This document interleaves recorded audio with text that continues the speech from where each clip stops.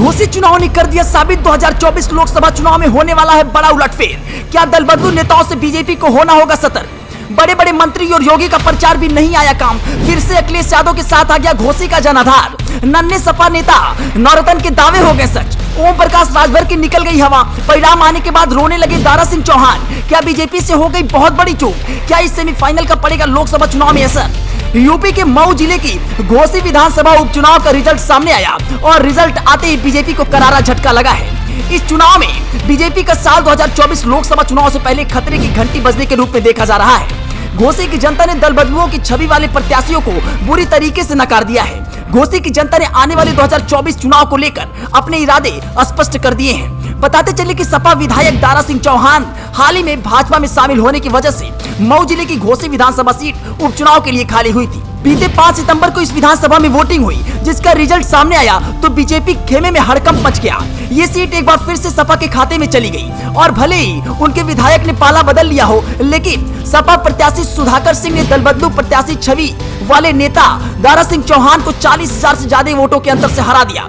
देखा जाए तो सपा अपनी सीट बचाने में कामयाब रही। इस उपचुनाव का रिजल्ट कई मायने में 2024 लोकसभा चुनाव को लेकर योगी बीजेपी के लिए खतरे की घंटी से कम नहीं है, जिसके लिए अब पूर्वांचल के मऊ बेल्ट की सीट पर बीजेपी को कई बड़े हथकंडे अपनाने पड़ेंगे और क्या क्या कमियां रही हैं जिस वजह से हार मिली है, इस पर भी मंथन करना होगा। इस बीच सवाल ये भी है कि बीजेपी को हार क्यों मिली, वो कौन से फैक्टर थे जो सपा और उनके उम्मीदवार सुधाकर सिंह के पक्ष में चले गए। घोसी विधानसभा सीट की बात करूं तो यहाँ कुल 4,37,000 मतदाता है। यहाँ मुस्लिम वोटर करीब 90,000 के आसपास है। दलित वोटर 80 से 85,000 मतदाता, करीब 70 से 80,000 भूमियार और 45,000 राजपूत, 16,000 ब्राह्मण और पिछड़े समुदाय से ताल्लुकात रखने वाले वोटरों की तादाद करीब 2 लाख के आसपास है। अखिलेश ने इस उपचुनाव में पीडीए यानी पिछड़े दलित और अल्पसंख्यक का फार्मूला अपनाया, जो कि हिट साबित हुआ। बीएसपी उपचुनाव नहीं लड़ रही है, लिहाजा उसके कोर वोटरों को सपा अपनी तरफ लुभाने में कामयाब रही। इस सीट पर योगी से लेकर अखिलेश यादव और दोनों पार्टियों के बड़े नेताओं ने डेरा जमाकर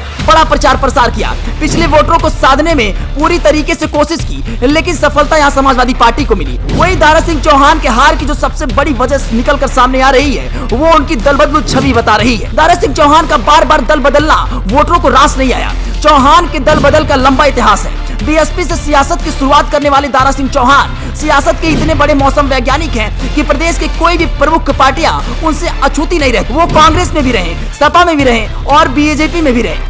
बताते चले कि 1996 में बसपा से राज्यसभा पहुंचे, सन 2000 में सपा में चले गए। सपा ने उन्हें राज्यसभा भेजा। 2007 के यूपी विधानसभा चुनाव से पहले वो फिर बसपा में आ गए और 2 साल बाद यानी 2009 में बीएसपी के टिकट पर लोकसभा सीट से सांसदी और 2014 में बीजेपी केंद्र की सत्ता में आई तो उनके साथ हो लिए। 2017 का विधानसभा चुनाव बीजेपी के टिकट पर जीता और 2022 आते आते फिर से पलटी मार दी, सपा का दामन थाम लिया। सपा के टिकट पर फिर से विधानसभा पहुंचे, लेकिन साल भर के भीतर ही फिर पाला बदल लिया और बीजेपी के साथ हो लिए। दारा सिंह चौहान की गिनती पूर्वांचल के कद्दावर पिछड़े नेताओं में होती है। बीजेपी चाहती तो उन्हें एमएलसी बना सकती थी, लेकिन उसने उपचुनाव में उन पर ही दांव खेलने का फैसला किया। मकसद ये था कि उनके चेहरे पर पिछड़े वोटों की गोलबंदी की जाए, लेकिन बीजेपी का ये दांव उल्टा पड़ गया।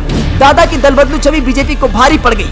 सुधाकर सिंह पहले भी सपा से 2 बार विधायक रह चुके हैं। वो राजपूत समाज से ताल्लुकात रखते हैं। चुनाव प्रचार के दौरान सुधाकर सिंह ने बाहरी बनाम मिट्टी के लाल का मुद्दा उठाया और दारा सिंह चौहान मूल रूप से आजमगढ़ के रहने वाले हैं, लेकिन घोसी से सांसद और विधायक रह चुके हैं। कुल मिलाकर देखा जाए तो अखिलेश यादव को पीडीए वाला दांव चल निकला।